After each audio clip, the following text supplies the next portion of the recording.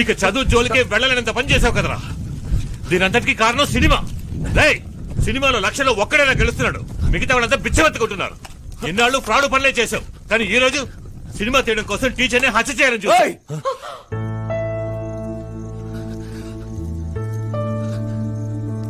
అంతకుండా అంటున్నావు, నేను హత్య చేయడం చూసావా నువ్వు? అవునయ్యా, నేను ఫ్రాడ్నే. దేనివల్ల? నీ వల్ల, నీ కఠినమైన పెంపకం వల్ల.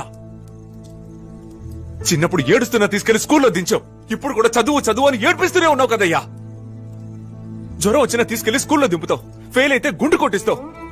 నాకు బాధ పెట్టినా అది మానేదయ్యా. కానీ మ్యాథ్స్ గుండు, సైన్స్ గుండు అని ఊళ్ళో అందరూ ఎగతాలు చేశారు చూడు, ఆ బాధ ఇంకా మానలేదయ్యా.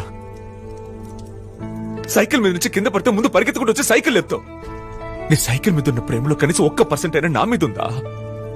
ఇంకా నయ్యో, నీకు ఇంకో బిడ్డ పుట్టలేదు. పుట్టుంటే దాన్ని టార్చర్ పెట్టి చంపేస్తుండేవాడివి.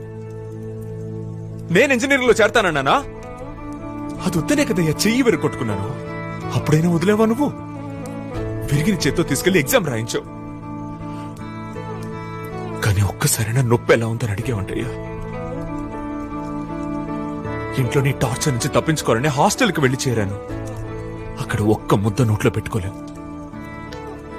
ఏదో ఒక రోజు తృప్తిగా అమ్మ చేతి వంట తిందామని వస్తే అప్పుడు కూడా ఎగ్జామ్ ఎప్పుడు మార్క్స్ నేను మాత్రం అడిగేవే తప్ప తిన్నావా అని ఎప్పుడైనా అడిగే ఉంటాయా? సినిమా కోరిక రాగానే తిన్నగా నీ దగ్గరికే వచ్చి చెప్పాను. అప్పుడే నువ్వు పర్వాలేదు, ఒకసారి ట్రై చేసి చూడరా అని సపోర్ట్ చేస్తుంటే ఇప్పుడు నాకెందుకే ఈ పరిస్థితి?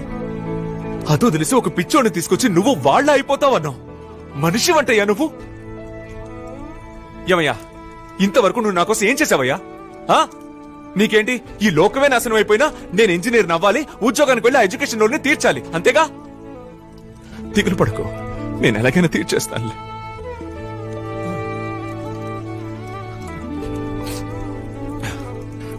చూడు, నువ్వు సినిమాల్లో ఓడిపోయే 99,999 మందిని మాత్రమే చూస్తున్నావు, కానీ నేను గెలిచి ఆ ఒక్కడినే చూస్తున్నా.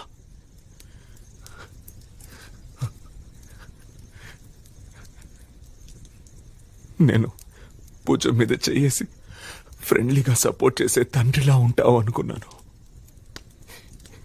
కానీ నువ్వు కనీసం ఒక్కరోజు కూడా నాకు తండ్రిగా కూడా లేవయ్యా.